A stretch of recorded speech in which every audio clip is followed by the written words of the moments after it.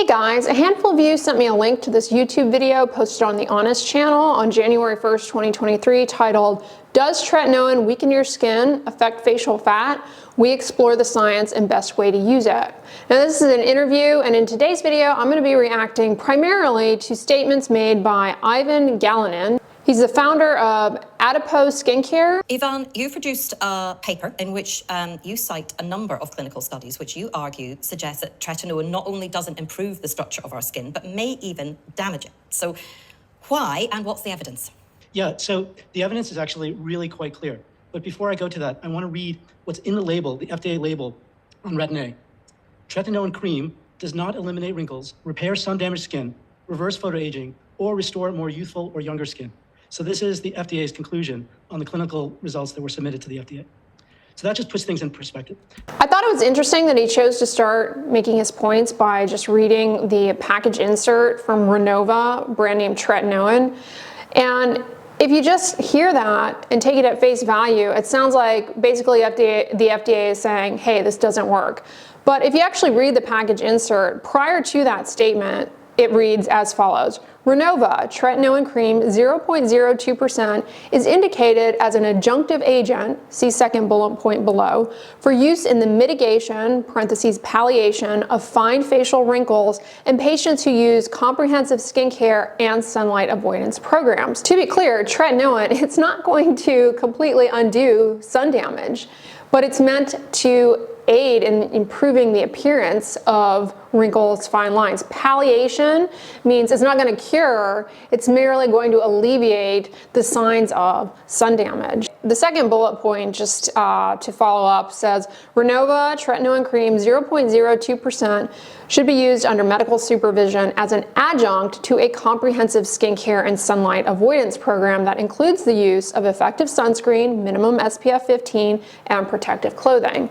So basically they're saying this doesn't erase sun damage, and you still need to protect your skin from the sun while using this, and it's meant to be used under medical supervision. Now, Retin A does definitely work. Well, work how if you've just said that it doesn't achieve any of these things? Well, it has a small but significant effect on fine lines. So that was proven way beyond any reasonable doubt. How does Retin A tretinoin work? It works by binding to retinoic acid receptors in the skin. By binding to these receptors, it is able to impact the types of genes that are expressed and subsequently the proteins that are made and the behavior of those cells. Well, it has a small but significant effect on fine lines. So that was proven way beyond any reasonable doubt. So on a 10-point scale, on top of sun protection, moisturizing, Retin A improved the appearance of fine wrinkles by half a point. I don't know where he's getting this half a point from. He doesn't provide any reference here, so I don't know where he's getting this 10-point scale. And in 1995, the FDA approved tretinoin for palliation, again, not cure, palliation of fine lines, mottled hyperpigmentation, and rough texture associated with photo damage. There's a cost. I mean, there's definitely a benefit from being the most studied anti-aging drug, but there's also a cost. And that cost is that all of your dirty laundry is there to be viewed and seen in black and white. And really, there are two papers from the investigators who actually helped get Retin A approved. One looked at histology at 1 year, and another paper looked at the histology at 1 year and then 4 years. And I'll provide links to the papers. And it's, they state quite plainly that amongst other things, the upper dermis is thinned out by long-term Retin A use by anywhere from 15 to 60%. That's not what they show. Papillary dermal thickness increased slightly between 12 months and 4 years. The best I can tell is he's referring to the decrease in dermal elastosis. Elastosis is a degenerative change that occurs in the dermis, and basically you get increased deposition of elastic material, and that is seen in extreme sun damage. And clinically, the manifestation of that is coarse, deep wrinkling, yellowing of the skin. And what this paper showed is that at 4 years, there was a 34% decrease in that degenerative change in the dermis. So that's a good thing, along with an increase in papillary dermal thickness. The other thing that you need to know about this study is there's no control, meaning everyone is on tretinoin. There's no vehicle control, and they're all on different percentage strengths. So you're getting a lot of variability, and you don't have a control to show you what the baseline degenerative change over time in the skin is going to be, to give you an idea of that. The participants in the study, I'll also point out, were using tretinoin at varying frequencies, some as little as just once a week. And there's actually, I'm not aware of any evidence that contradicts this. So there is evidence that contradicts it. The entire body of research regarding topical tretinoin in people contradicts what he's implying here, that he's implying that tretinoin thins the dermis, and it absolutely does not. You can see evidence histologically of increased collagen production and deposition in the skin. Importantly, tretinoin also has been shown by Woodley et al. In 1990 to increase the number of collagenous anchoring fibrils at the junction between the epidermis and the dermis, and this has a strengthening effect for the skin. Usually in science, it's not completely black and white. You've got some evidence that says one thing, and then some evidence that says another thing, and then your job as a reader of science is to balance the one with the other. In this particular case, all the evidence points to the fact that retin A does some significant alteration to the upper, at least the upper dermis of the skin. So that's not correct at all. He's really cherry-picked a data point, misrepresented that data point, and now is making it seem as though there's this body of research out there that we're just ignoring in dermatology. It doesn't exist. You say all the evidence points to that, but Dr. Chen, I mean, it does seem to fly in the face of what has become the accepted view of tretinoin, because even if you just Google tretinoin and skin thinning, you will find dermatologist after dermatologist lining up to say that that's nonsense and it actually thickens our epidermis. I mean, looking at Ivan's paper, what's your view on what he's just said and whether it could thin or weaken our skin's barrier?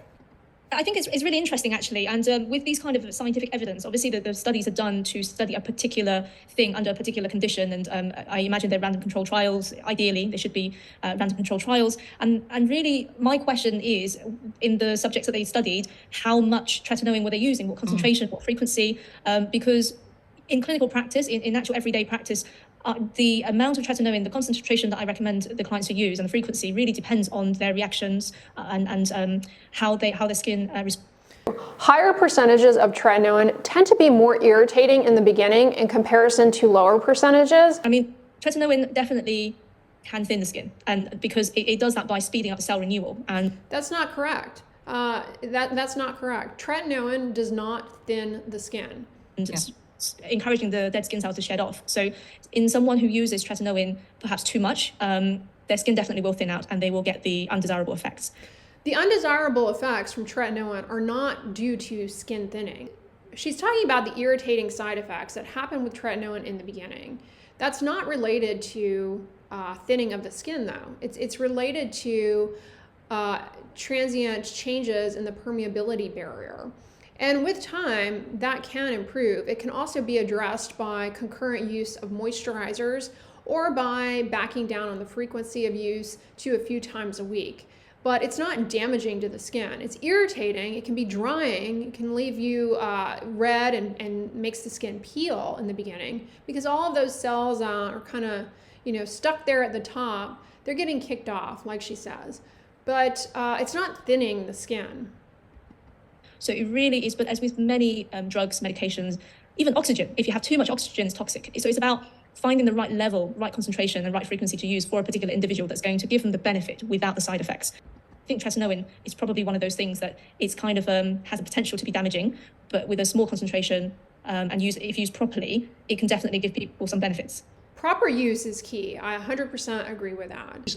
These studies come from actually from an extension of the clinical trial program used to approve retin A.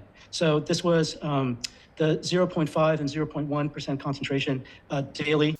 The clinical trial looked at 0.05%, 0.01%, 0.001%, or vehicle alone, just the cream of tretinoin. I have to go back and look at the other paper.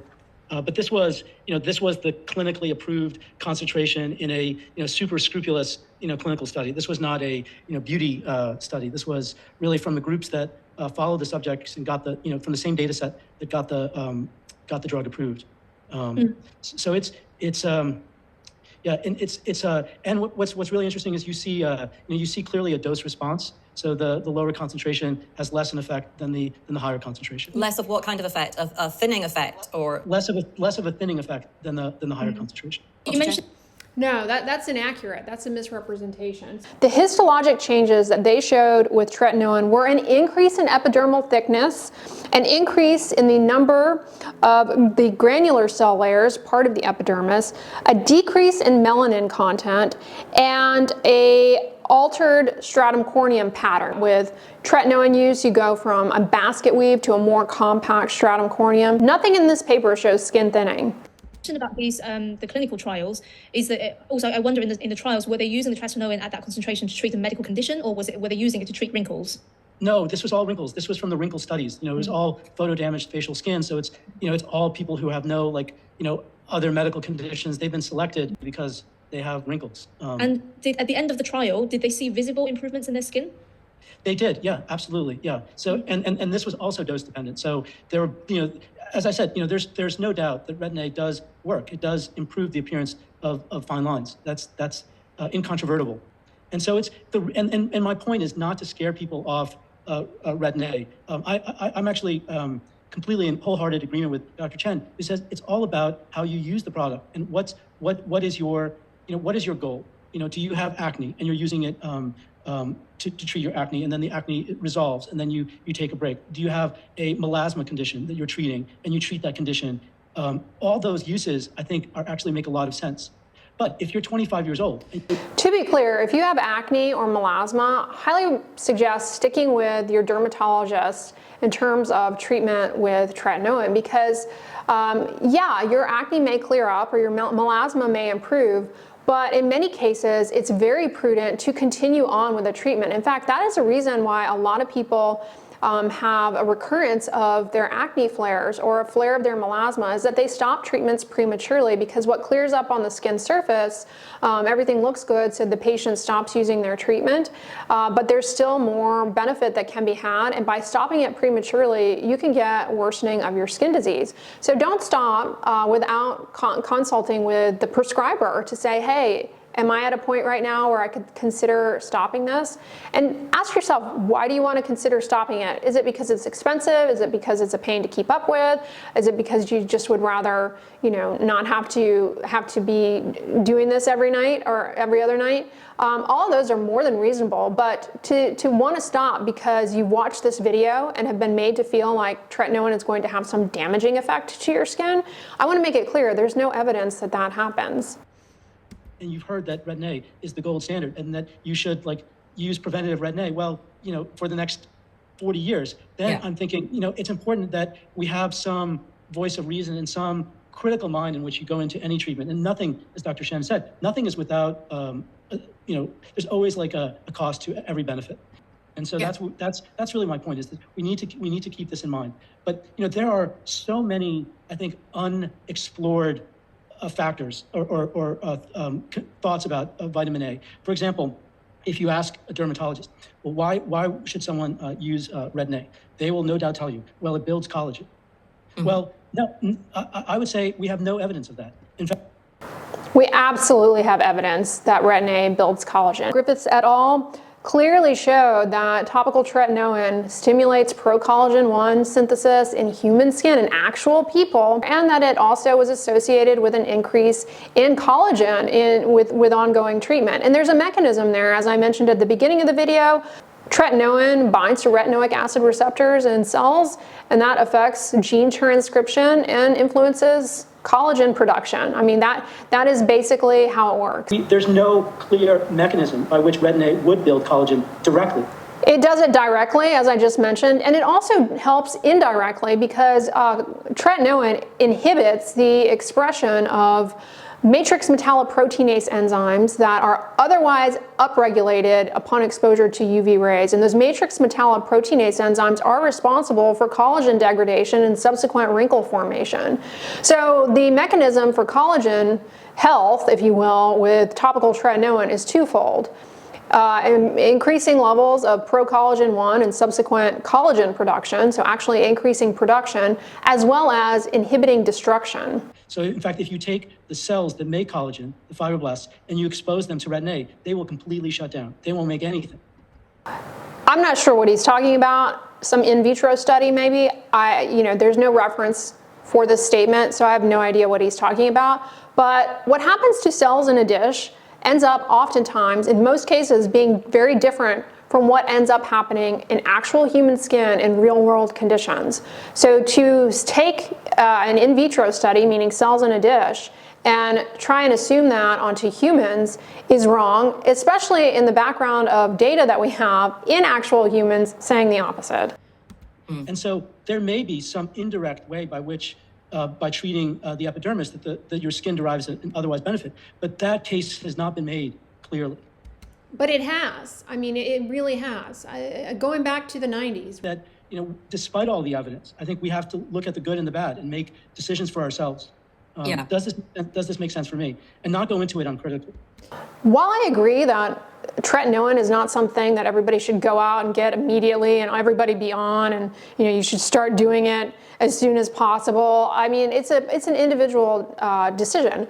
But in the background of this video and the statements that they're making, they make it seem as though you're weighing risks and benefits, which you always are with any medication, risks and benefits.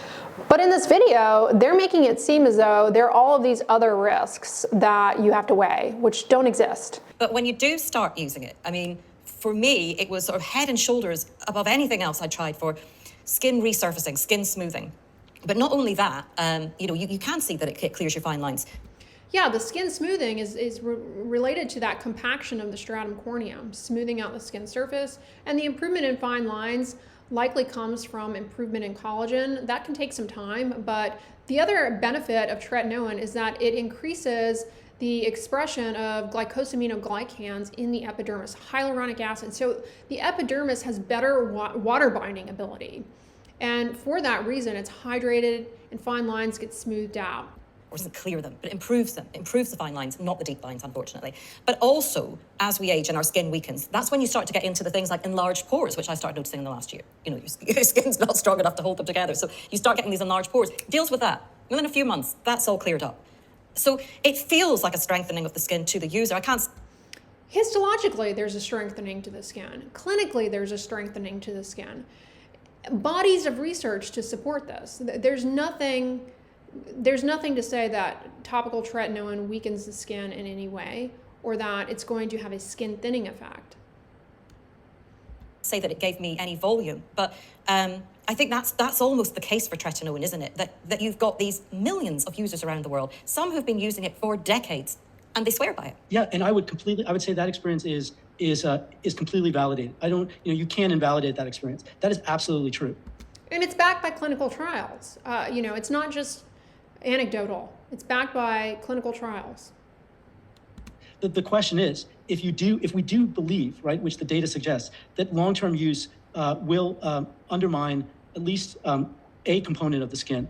Long-term data doesn't suggest that, though. The fact that he keeps stating that over and over again is incredibly misleading.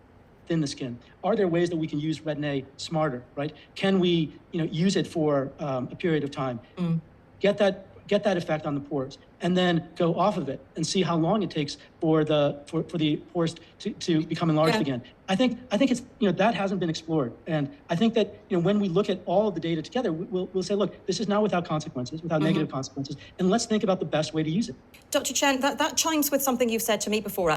Actually, you recommend that you use tretinoin for a certain period of time and then you move on to another retinoid, less potent, a retinal or a retinol of a higher strength. I mean, what's your take? Absolutely, Yvonne, I agree with that. I do think we need to use tretinoin smarter, in a smarter way. Tretinoin is very irritating and stimulating for the skin. And even with a lot of the skin treatments that I do, the point of doing those things is to stimulate the skin to make it, to get the skin to do something different, to become more active. But the thing is, there's no point constantly stimulating the skin and not giving the skin a chance to heal and recover, because actually a lot of the benefit, the anti-aging benefit that you see, comes from the recovery phase. So I personally feel like it's a good idea to use these really stimulating treatments in short bursts. So you have a course of treatment and then you go into maintenance. And what I tend to recommend people to do is, if they choose to go on the tretinoin for the initial treatment period, which I would recommend about 3 months or so, then go on to retinol for their maintenance, which is a milder form of a precursor of vitamin A.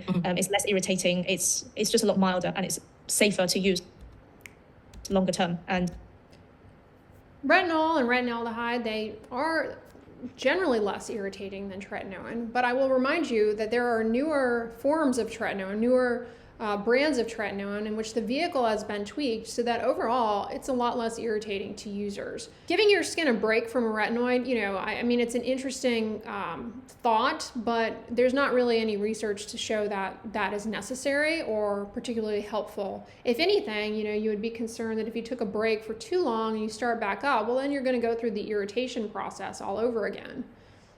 So people don't get irritation. Then you give the skin the chance to heal and recover without constantly stimulating it to thin down.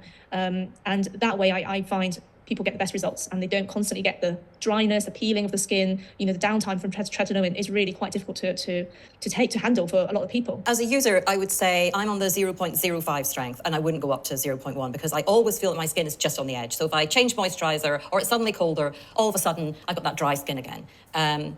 So it's interesting, and listening to you both, I am tempted to come off it for a while. I've got a retinaldehyde that I've used in the past that I find very effective. Give it a go for a couple of months and see. But if these pores come back, Yvonne, I'm blaming you. I'll be here to take the blame. I think quite often with these things, that it's not black and white. It's a huge grey area, and every single individual is different. Skin quality is different, and the needs and goals are different. And when I explain to my clients about using these sort of treatments, I often compare it to going to the gym to do strength training, for example. You can't keep on pushing your body and expect it to keep on getting stronger. You have to give your body to rest. You would train hard for a while, give your body to rest, and then you train hard again. And that's how you get the results. And obviously you have to give your body the nutrition as well. The analogy of taking a rest day like you would with exercise for your skin and from tretinoin sounds compelling, but in reality, there's no evidence that that's going to be beneficial. Taking a rest day, I'm not an exercise physiologist, but my understanding is that taking a rest day can be beneficial for muscle building, for recovery, and that sort of thing. There's actual evidence there to support that. But with using topical retinoid, there's not. I'm not saying it can't be beneficial, especially if somebody is developing a lot of irritation, or maybe they, like was mentioned earlier, it's winter weather, things are colder, the skin's more sensitive, then you may want to take a break from it. Or if you're contemplating getting pregnant, your doctor may advise you to come off of it. But to just stop it on these theoretical ideas that it doesn't make a whole lot of sense, especially if you're somebody who, like I said, has been given a prescription for tretinoin to treat a skin disease, coming off of it prematurely in an effort to let the skin breathe or recover. Your disease can flare. That's a common reason why people fail acne medications, for example, or any dermatologic treatment, is they stop too early.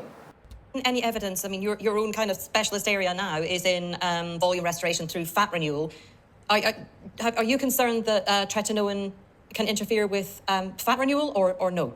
Yeah, I'm really glad you asked that question, because we're getting, we get that a lot, and so again, the data is mostly pointed in one direction, that in both in vivo, in animal setting, and in vitro, in a cell setting, if you expose pre-adipocytes to retin A, it will prevent them becoming mature adipocytes.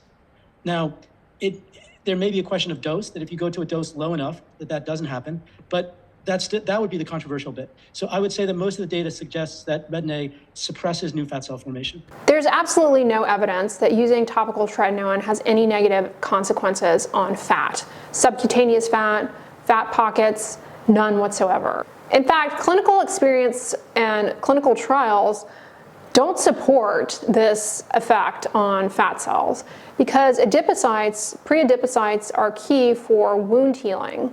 And tretinoin has actually been shown to improve wound healing, specifically wounds on the lower leg. So if it had an inhibitory effect or was problematic for this population of cells, well, you would expect it to have a negative impact on wound healing, where in reality it does not.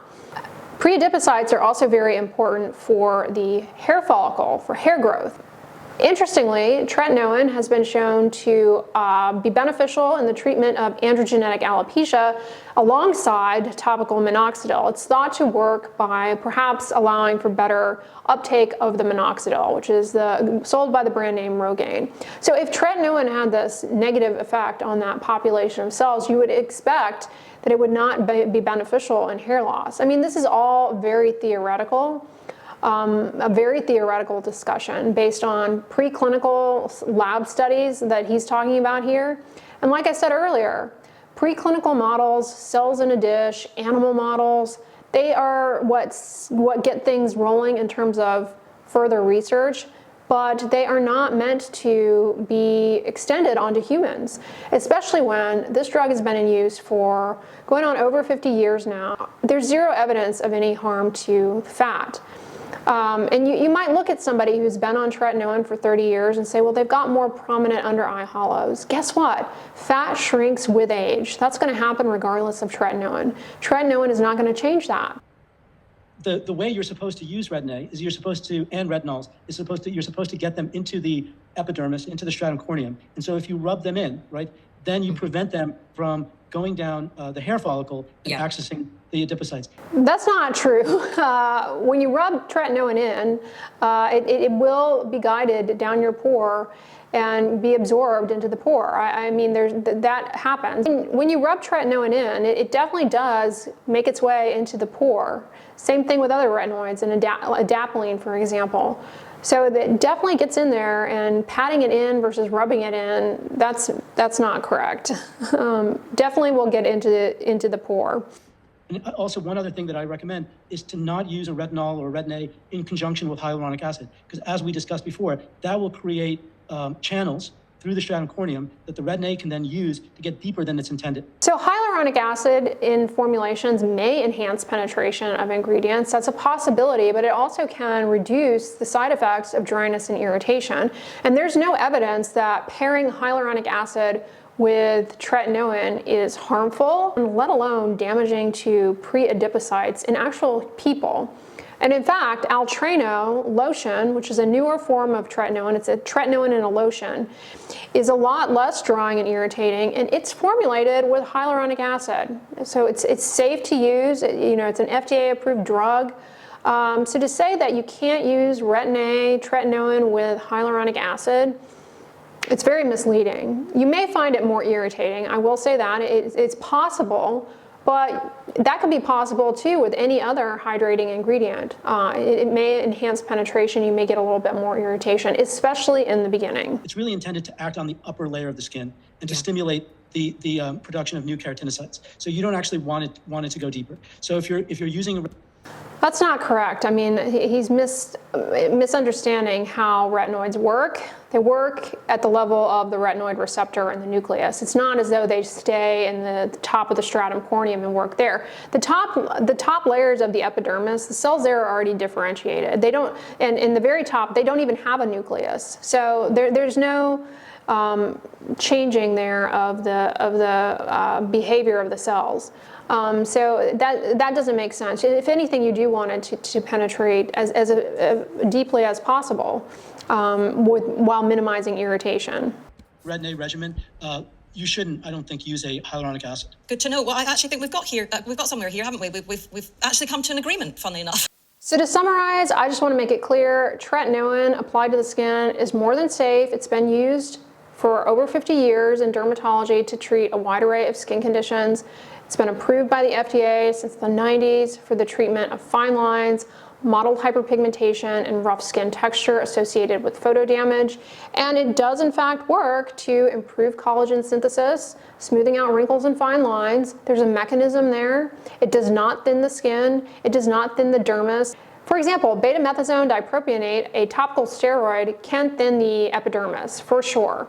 When used with tretinoin, that thinning is mitigated. Tretinoin can treat dermal atrophies like stretch marks, and it does that likely by improving collagen synthesis. So there's no evidence coming from human studies that tretinoin thins the skin and is damaging to the skin. If you want to take a break from tretinoin for anti-aging purposes, that's up to you. It can be drying and irritating, and it can be, a pain to keep up with.